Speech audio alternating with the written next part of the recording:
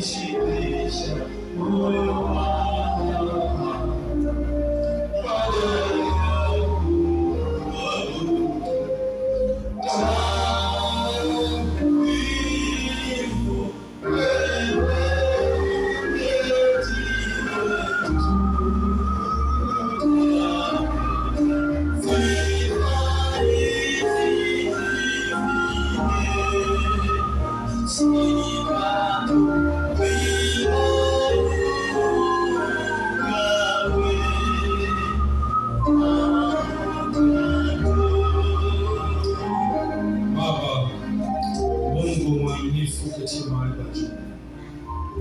Tunakushukuru kwa ajili ya mambo yote.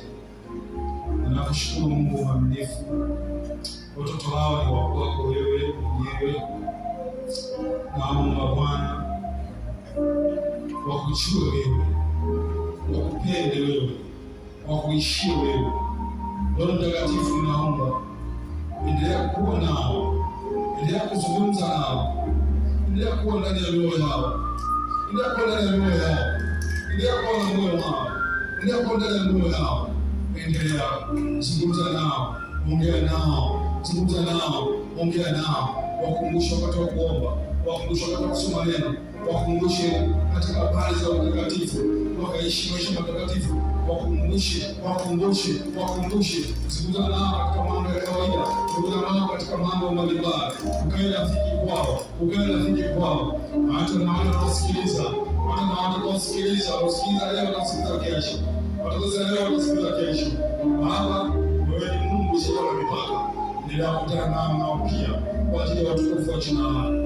Wako na mweka chini kwa ulinzi wako, ili ya kwa neema kutoka mahali hapa.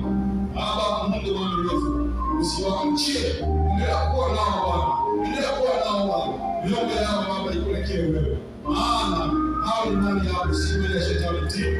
Hao ni mali yako, si mali ya shetani tena. Shetani asiyakatilia hila za mali yote, na mzikondoa kwako Bwana, hakuna mbele kunyang'anya. Hao nani wa kwako mfalme, na hao mfalme katika jina la Yesu, na katika jina la Yesu, popote atakapokuwepo naomba uwepo, popote atakapokuwepo naomba uwepo, popote walipo naomba uwepo, katika familia zao naomba uwepo, popote atakapokugusa naomba uwepo, popote atakapokuwepo naomba uwepo. Kristo mfalme, naomba kwa ajili ya utukufu wa jina lako. Baba, naomba usiondoke katika Yesu. Usiondoke mfalme, usiondoke Jehova, usiondoke Bwana. Tunatamani kukuchua zaidi ya maelezo yetu, tunatamani kukuchua zaidi ya macho yetu, tunatamani kukuchua zaidi ya tunavyoona, tunatamani kukuchua zaidi Bwana. Nami mtumwa wako Bwana Mungu, ikiwa kuna jambo lolote usiyasema sasa, mapenzi yako na jinsi ulivyotaka isimame leo, na pia magoti na kunyenyekea mbele zako Baba, naomba unisamehe katika namna yote nilikosa, kwa namna yote ile nilipokusudia sifanye vile ulivyotaka. Nia yangu na moyo wangu nikutii wewe siku zote za maisha yangu, mfalme.